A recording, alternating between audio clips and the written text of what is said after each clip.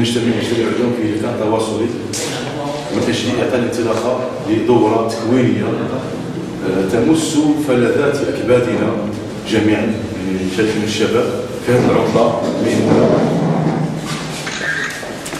ونرحب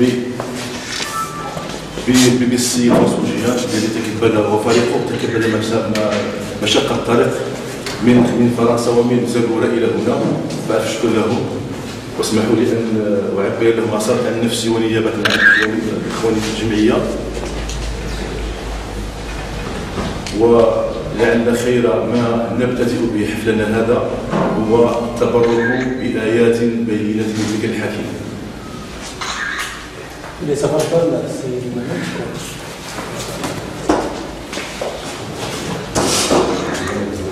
تراش كيجبدوا انا استحبوا اتمنى ان نكون ضيف خفيف عليكم.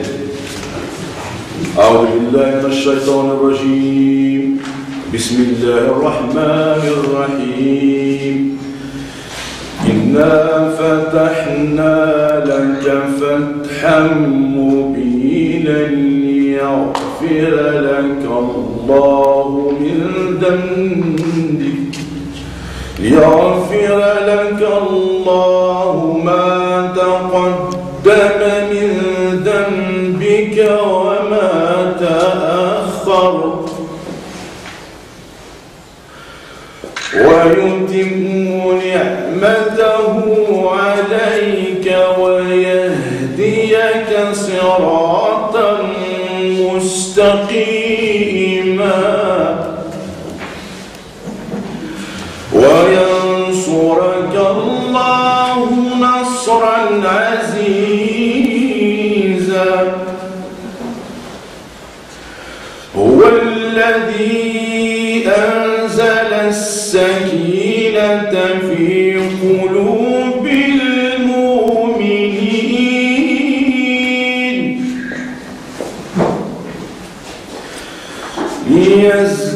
ليزدادوا إيمانا مع إيمانهم ولله جنود السماوات والأرض وكان الله عليما حكيما. ليدخل المؤمنين والمؤمنات جنات تجري من تحتها الأنهار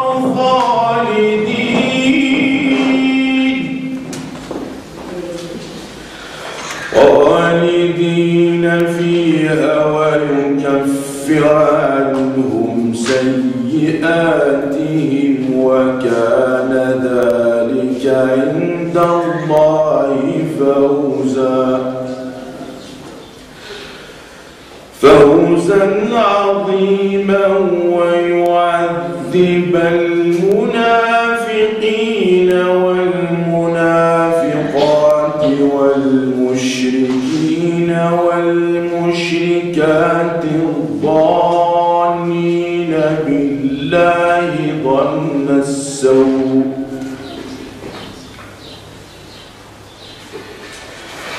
عليهم دائرة السوء وغضب الله عليهم ولعنهم وأعد لهم جهنم وساءت مصيرا. ولله جنود السماوات والأرض وكان الله عزيزا حكيما. صدق الله العظيم. صدق الله العظيم.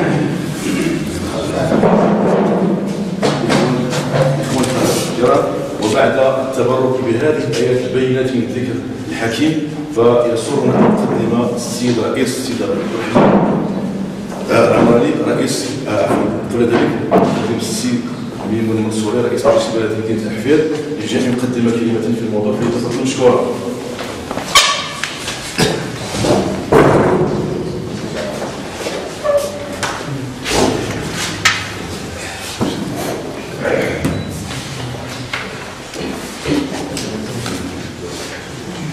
بسم الله الرحمن الرحيم والصلاة والسلام على أشرف المرسلين.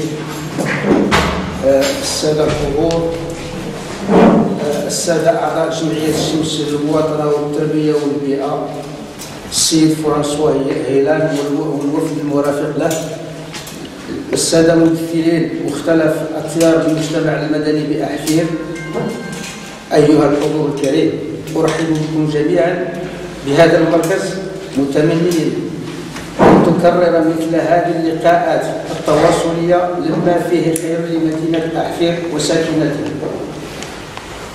ونحن اليوم أمام تجربة عالمية ثقافية واجتماعية بامتياز تستفيد منه فلذات أكبادنا من شباب أحفير في ميدان غير مسبوق على المستوى المحلي والجهوي. أنه المجال السمعي والبصري ونشر ثقافة الصورة لتأثير وتأريخ، وستسخر هذه المقاربة في خدمة التنمية بشتى تجلياتها وإذكاء جودة الحماس والفضول العلمي بكل تمثلاته في قلوب شبابنا، وتأطيرهم من قبل خير دولي في الميدان. أنه المخرج الأوروبي السيد فرانسوا هيلان، وأسمحوا لي أن أرحب به والوفد المرافق له، متمنين لهم مقاما طيبا بين ظهراننا، متمنين أن يجدوا لدينا كل ما يصبون إليه، وستظل أبوابنا مفتوحة أمامهم لإنجاح رسالتهم العلمية تجاه أبنائنا.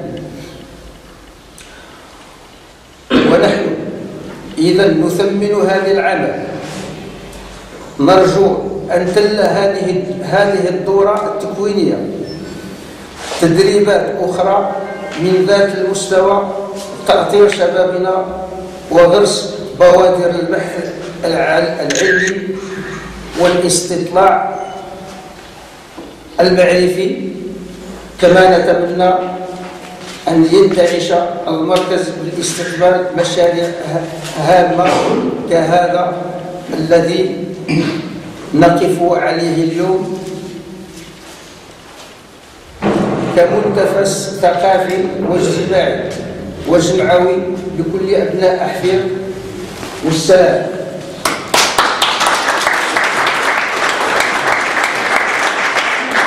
Je tiens à remercier M. François Heylan de sa présence ici à cette association.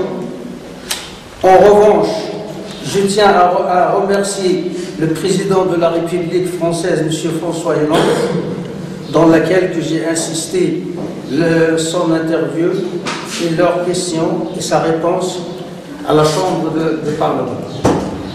Je vous remercie beaucoup. La France et les dirigeants de la France à toute confiance qui portent à ce pays, le Maroc. Assalamu alaikum wa rahmatullahi wa barakatuh.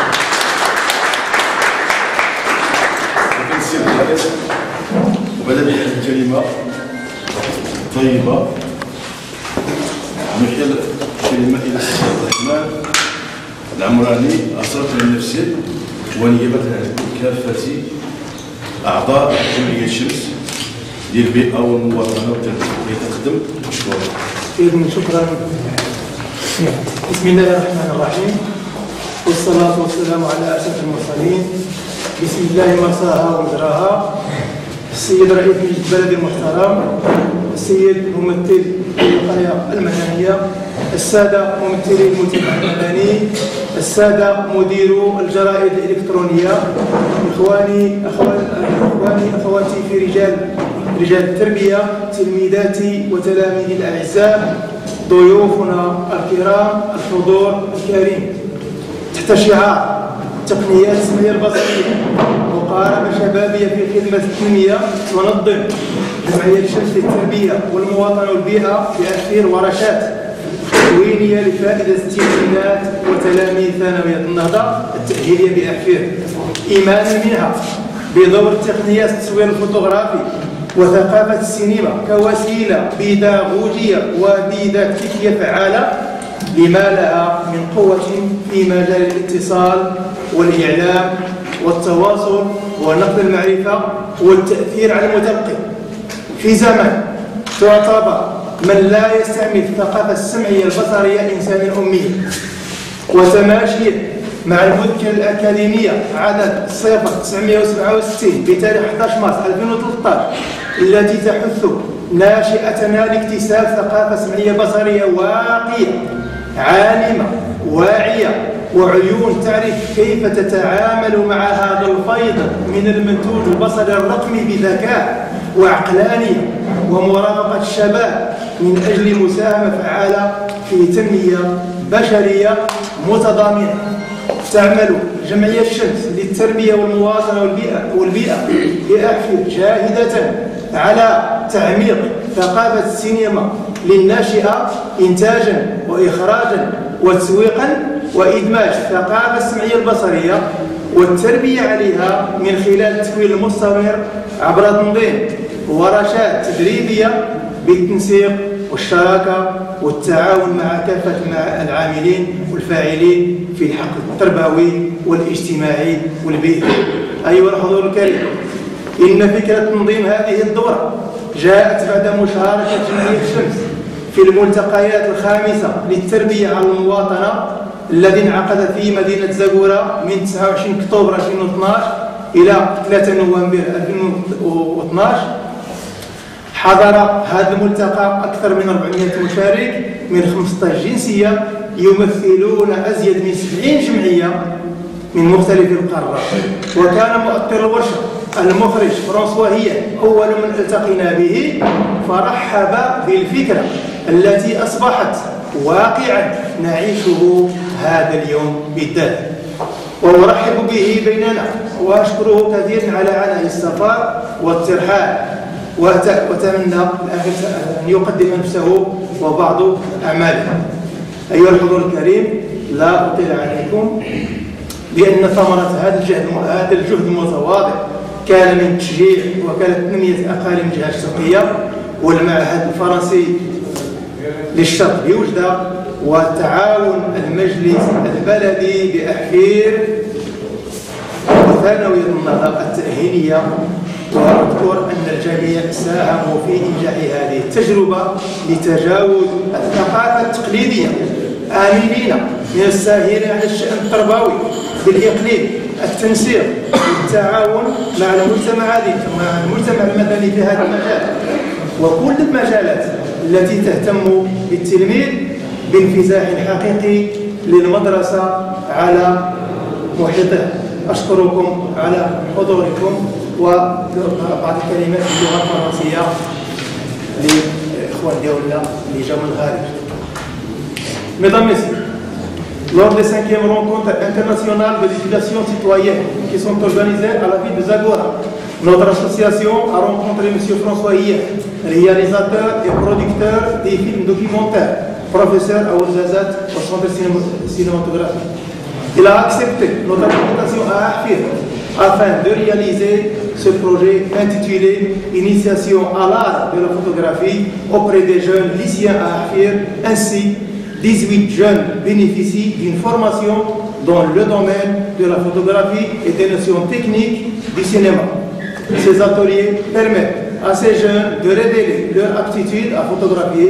Cette activité a été aidée financièrement par l'Agence de développement de l'Oriental, la commune urbaine d'Ahfir et matériellement par la commune urbaine d'Ahfir et l'Institut français de l'Oriental à Oujda. Il va être proposé à ces jeunes de transmettre leurs connaissances acquises à d'autres jeunes de la ville d'Ahfir. Ce projet non finalisé pourrait mettre les jeunes à Dahfir en situation de reporter. Il serait fait appel à ces jeunes dès lors où un événement inaugural ou festiviste d'être présent pour le réaliser. Tout en souhaitant continuer ce travail, je vous remercie de votre présence.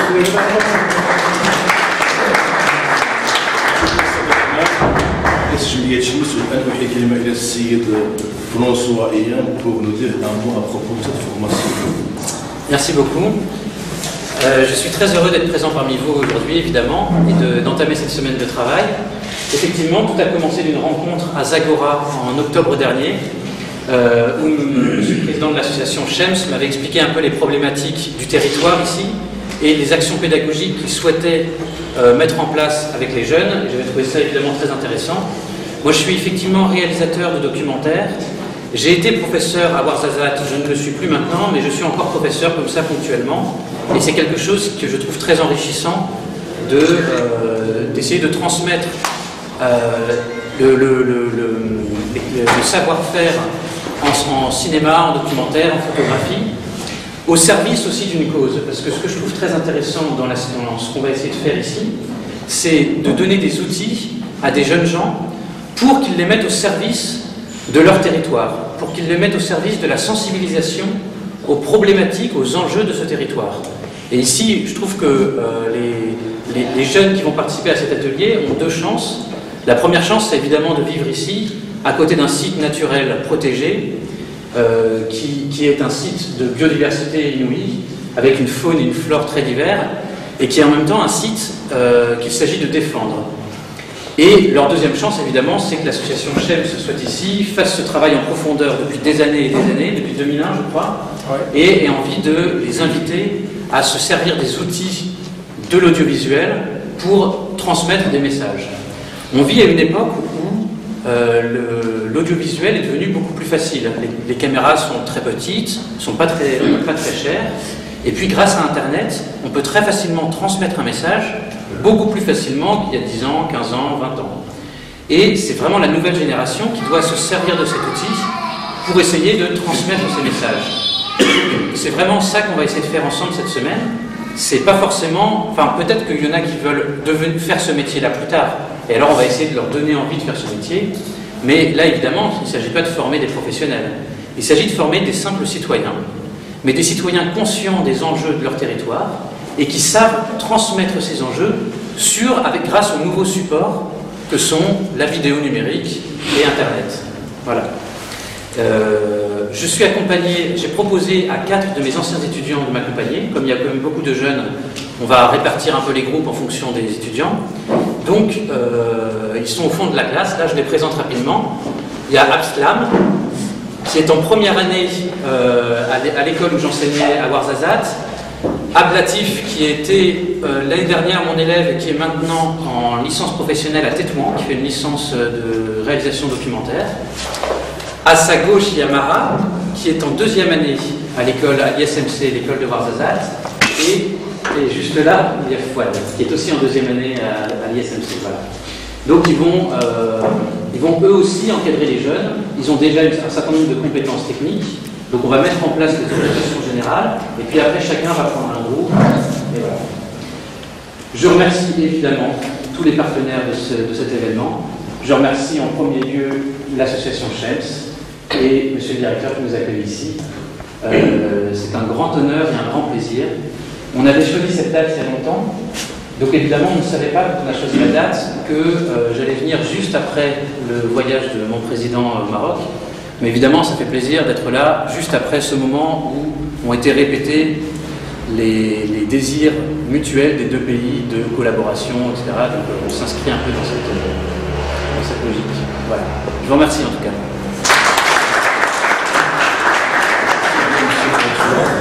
الكلمة لأمين عباس من ابتداء لتلاميذ النقاط اللي تتقدم.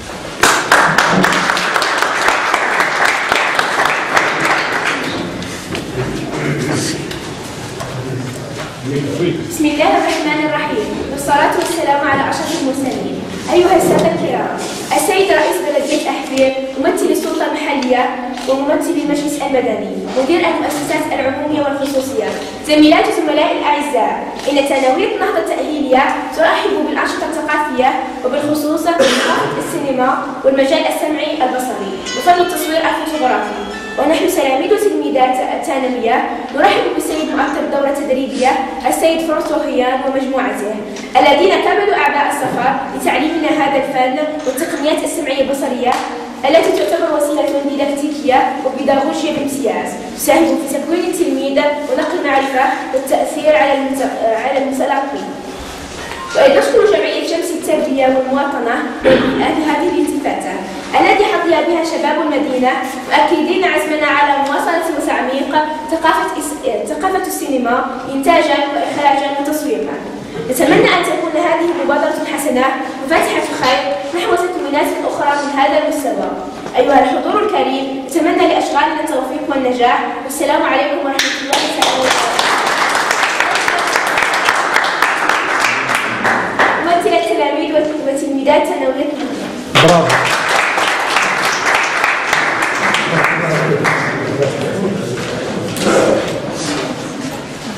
أيها الحضور الكريم، فبعد الاستماع لهذه الكلمات المنتدبة التي وضعتنا في الصورة، يشرف أقدم إليكم برنامج هذا الأسبوع من الآن العشية إن شاء الله الجمعة لهذا 5 أيام ديال العمل. كاين اثنين كما نذكروا من الفترة المسائية كافتتاح الورشات مراحل إنجاز. هذا البرنامج مراحل إنجاز الأفلام الوثائقية والتكوين التقني للكاميرا. ثم يوم الثلاثاء الفترة الصباحية تقديم عرض حول أماكن تصوير الفيلم الوثائقي يقدم أعضاء الجمعية وتحسيس التلاميذ بالرهانات المرتبطة بهذا الموضوع. الفترة المسائية تقسيم التلاميذ يديروا واحد المجموعة دي جروب مجموعات، تقسيم التلاميذ على مجموعات على 5 مجموعات في كل مجموعة واستعراض المواضيع التي يختارها المتدربون. ثم يوم الأربعاء الفترة الصباحية عرض خلاصات البيلون ديال أعمال المجموعات ووضع مرحلة التوظيف. ثم في الفترة المسائية من يوم الأربعاء مباشرة التصوير من طرف المجموعات تحت إشراف المؤطر. ثم في الخميس صباحا تقسيم المجموعات الأولى نديروا لي جروب هذه المجموعات تقسموا كذلك على نفسها، تقسيم المجموعات الأولى إلى مجموعات صغيرة لاستكمال عمليات التصوير والتوظيف. وفي الفترة المسائية من الخميس عرض خلاصات كل مجموعة لاستدراك النقائص التداركية ومعالجتها، ما تكونش حاجة ناقصة ولا في التصوير غادي تبان داكشي. ثم الجمعة في الصباح كان متابعة عملية التصوير وعرض حصيلة عمل التلاميذ، هذا اليوم الأخير في الصباحية، وتقديم ملاحظات ورغبات المتدربين لتمديد التجارب المكتسبة في مجال السمع البصري واستخدامه واستقبالا في مختلف المجالات. الفترة المسائية وهي اختتامية إن شاء الله المجموعة اختتام الدورة التكوينية عرض أفلام وثائقية منجزة، تقديم فقرات فنية وفكاهية ونغمات موسيقية وتعطي جوائز. الفترة النهائية الجمعة إن شاء الله في الفترة المسائية بعد الصلاة غادي تكون واحد الحفل ختامي فيه فقرات فنية، فيه موسيقى، فيه الشعر، فيه كذا، فيه مسرح، وفيه توزيع جوائز. ونتمنى إن شاء الله نجاح هذه الدورة.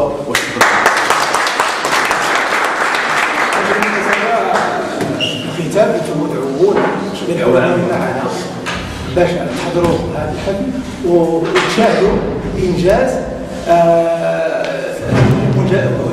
او منجزات التلاميذ. نحاولوا ذيك الحصيله ديالهم يصوروا منا ويصوروا السعوديه يصوروا كذا، ومن بعد تشوفوا داك الشيء بعدا واش هو هذاك ان شاء الله. الان دعوه